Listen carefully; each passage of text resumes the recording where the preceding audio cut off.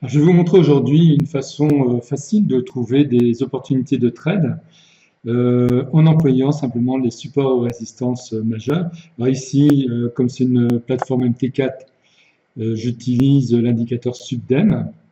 Alors c'est un indicateur qui permet d'avoir des supports résistances importantes qui durent en général depuis un certain temps.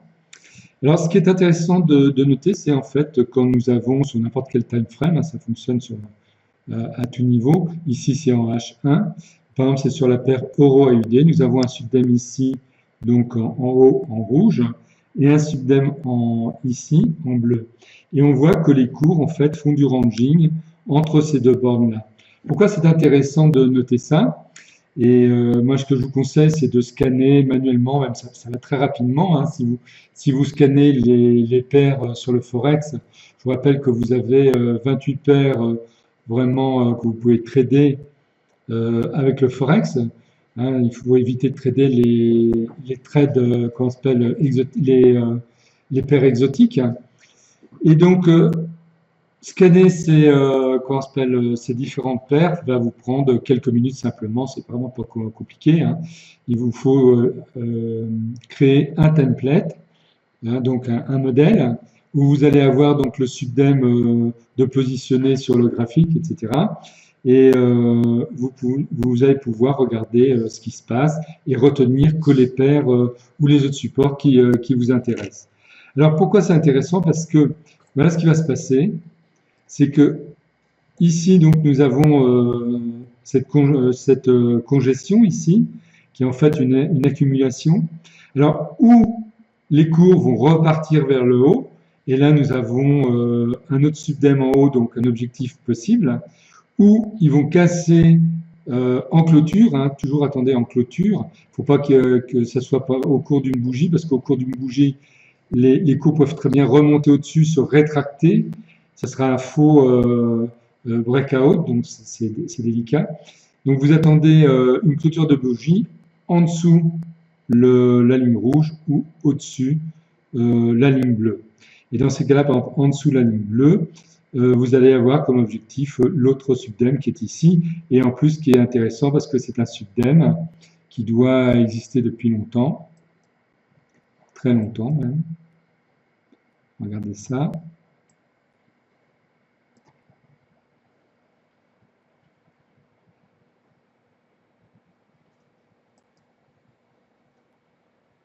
Voilà. Donc là, ce subdem, le premier subdem qui est en dessous, lui, il existe depuis le...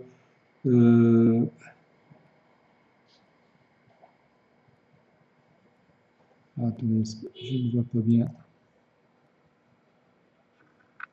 Voilà. Donc depuis le 20 août 2018. Donc c'est quand même un subdem qui existe depuis suffisamment longtemps. Il est intéressant de le prendre en compte.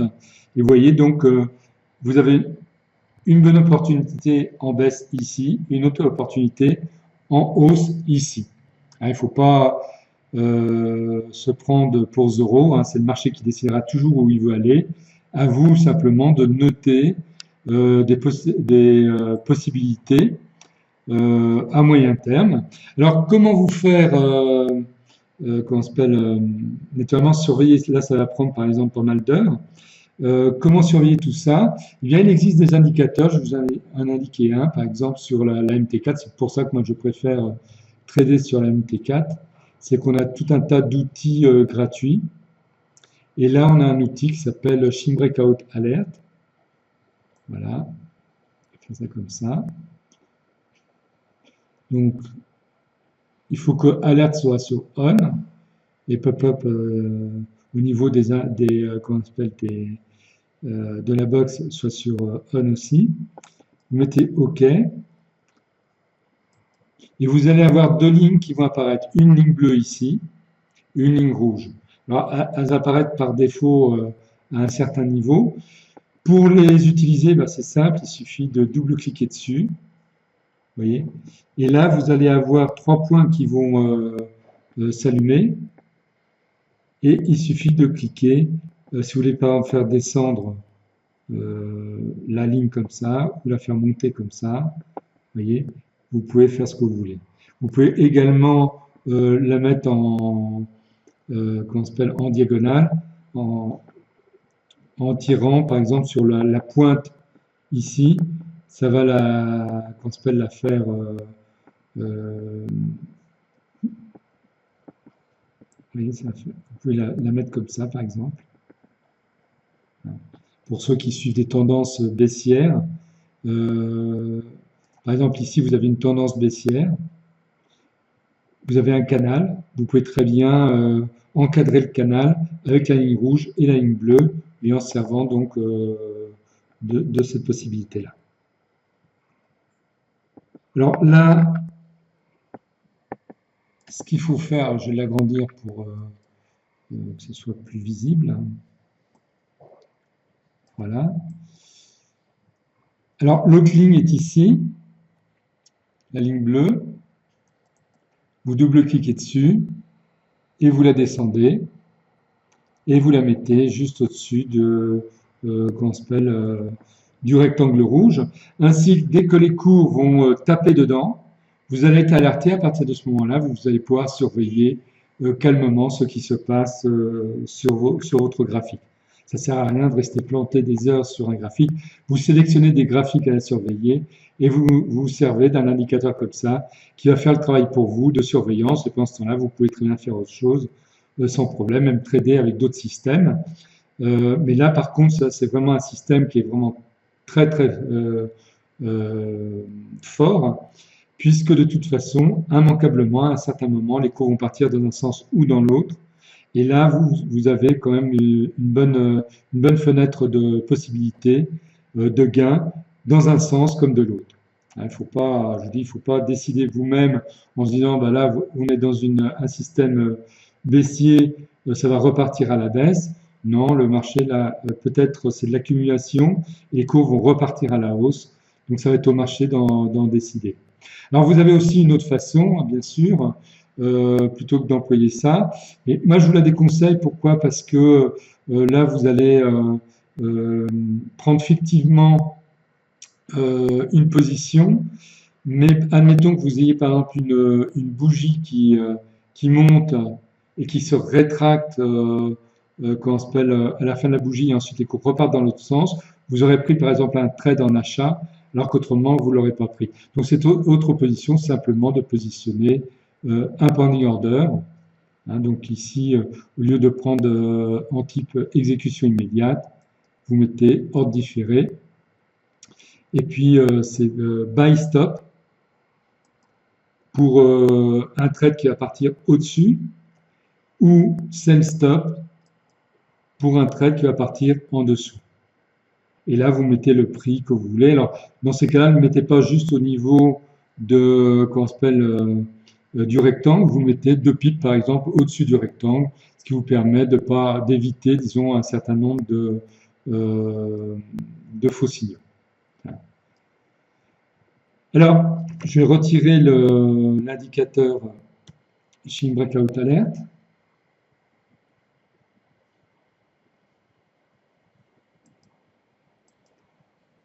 Voilà.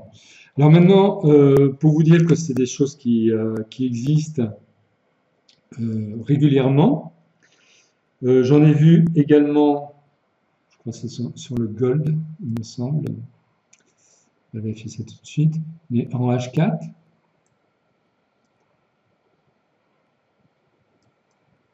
Voilà, le gold en H4, vous avez donc actuellement les cours qui sont en train de faire un peu de zigzag. Entre là, vous avez une zone de résistance qui est importante, et là, vous avez une zone de support qui est intéressante également, c'est en H4. Donc là, c'est pareil, c'est à surveiller, parce que les cours vont partir ici en baisse, ou là en hausse. Et là, c'est pareil, il y a une fenêtre qui est intéressante au niveau du gold. Alors, j'ai vu aussi CHF, 4 CHF.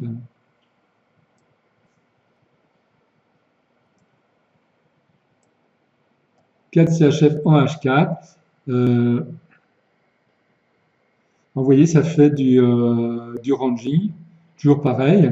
Alors là, par contre, il ne faut pas considérer ce rectangle-là et celui-ci. il va plutôt falloir considérer ce rectangle-là et celui-là.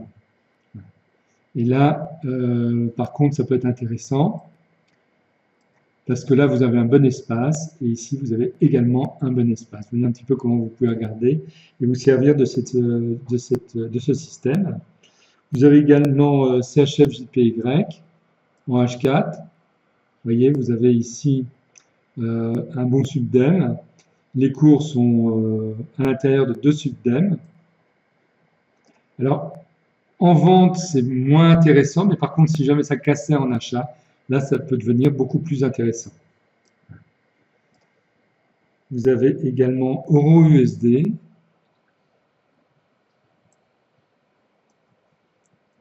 Ici. Alors, pareil, en achat, c'est pas trop intéressant parce que vous avez un autre subdem ici, ou alors il faut considérer ce deuxième subdem là, de façon à avoir cette fenêtre qui est beaucoup plus intéressante. Ou alors, en baisse, ici, là, vous avez une bonne possibilité. Vous voyez, pareil. Et par exemple, en indice, je crois que le CAC 40, il y a une possibilité. Si je retrouve, là, CAC 40. Voilà. Alors, vous voyez, le CAC 40, ce qui est intéressant, c'est pas tellement s'il casse en bas, mais par contre, s'il casse en haut, le deuxième subdem ici, et là, ça deviendrait intéressant. Vous voyez un petit peu comment on peut... Alors, naturellement, entre les box, vous pouvez très bien, qu'on s'appelle entre deux, faire du trading dans le range, en vous servant d'autres indicateurs, par exemple une stochastique. Vous pouvez très bien vous servir de stochastique. Je vais vous en mettre une ici pour vous montrer.